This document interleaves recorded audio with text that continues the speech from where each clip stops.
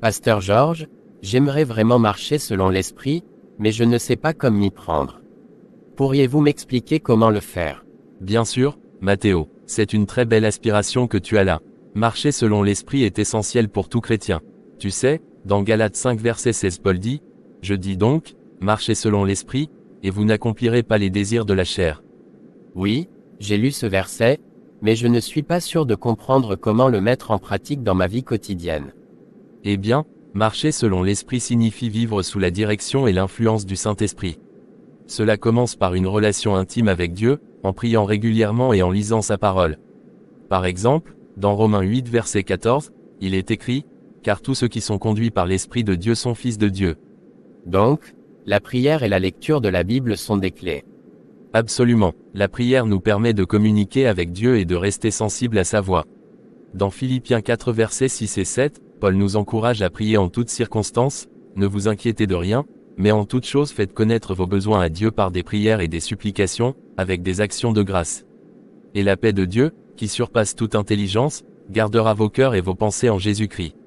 D'accord. Je comprends l'importance de la prière. Et pour la lecture de la Bible?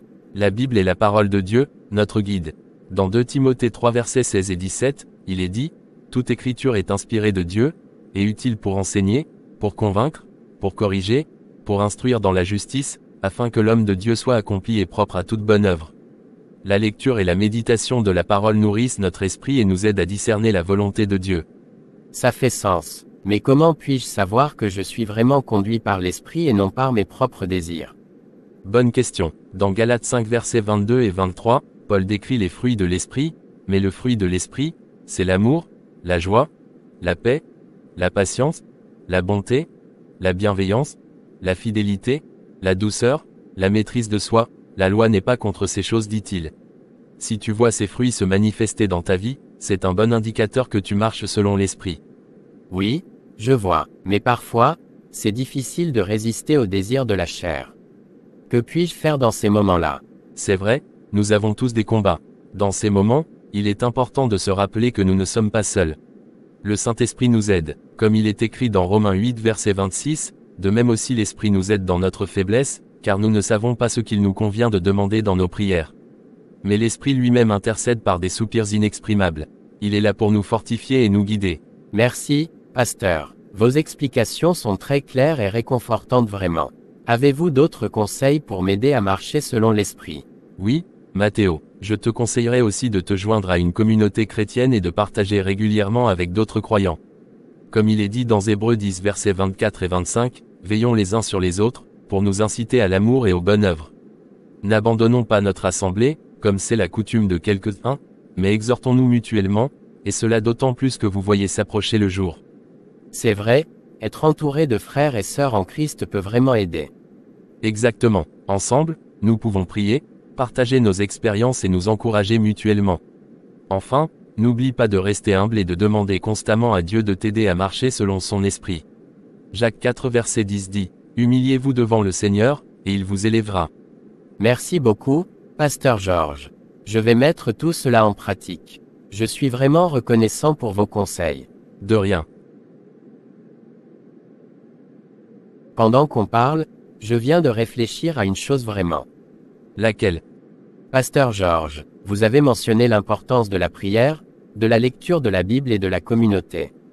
Mais qu'en est-il de la maîtrise de nos pensées? Est-ce important pour marcher selon l'esprit? Absolument, Matthéo. Maîtriser ses pensées est crucial. Nos actions, bonnes ou mauvaises comme tu dois le savoir, prennent souvent naissance dans nos pensées. La Bible nous enseigne beaucoup à ce sujet. Pouvez-vous m'expliquer davantage et me donner des versets en référence? Bien sûr. Commençons par Proverbe 4 verset 23, qui dit, « Garde ton cœur plus que toute autre chose car de lui viennent les sources de la vie. » Dans ce contexte, le cœur fait référence à nos pensées et à nos intentions. Ce verset nous rappelle que ce qui se passe dans notre esprit influence directement notre vie. Je vois. Donc, nos pensées ont un impact direct sur nos actions. Exactement. Jésus lui-même a parlé de l'importance des pensées. Dans Matthieu 15 versets 18 et 19, il a dit, « Mais ce qui sort de la bouche vient du cœur, et c'est cela qui rend l'homme impur. Car c'est du cœur que viennent les mauvaises pensées, les meurtres, les adultères, les impudicités, les vols, les faux témoignages, les calomnies. » Ici, Jésus souligne que les pensées mauvaises naissent dans le cœur et se manifestent en action. Donc, pour marcher selon l'Esprit, je dois aussi veiller à ce que mes pensées soient pures et alignées avec la volonté de Dieu. Exactement, Matthéo. Et Paul nous donne un excellent conseil à ce sujet dans Philippiens 4 verset 8, « Au reste, frères, que tout ce qui est vrai, tout ce qui est honorable, tout ce qui est juste, tout ce qui est pur, tout ce qui est aimable, tout ce qui mérite l'approbation, ce qui est vertueux et digne de louange, soit l'objet de vos pensées. » En remplissant notre esprit de ces choses, nous alignons nos pensées avec celles de Dieu. Cela fait beaucoup de sens. Mais comment puis-je concrètement maîtriser mes pensées au quotidien? C'est une bonne question. D'abord, sois conscient de tes pensées et examine-les régulièrement. Comme il est écrit dans 2 Corinthiens 10 verset 5, nous renversons les raisonnements et toute hauteur qui s'élève contre la connaissance de Dieu, et nous amenons toute pensée captive à l'obéissance de Christ. Cela signifie que nous devons discerner les bonnes pensées et rejeter celles qui ne sont pas conformes à la parole de Dieu.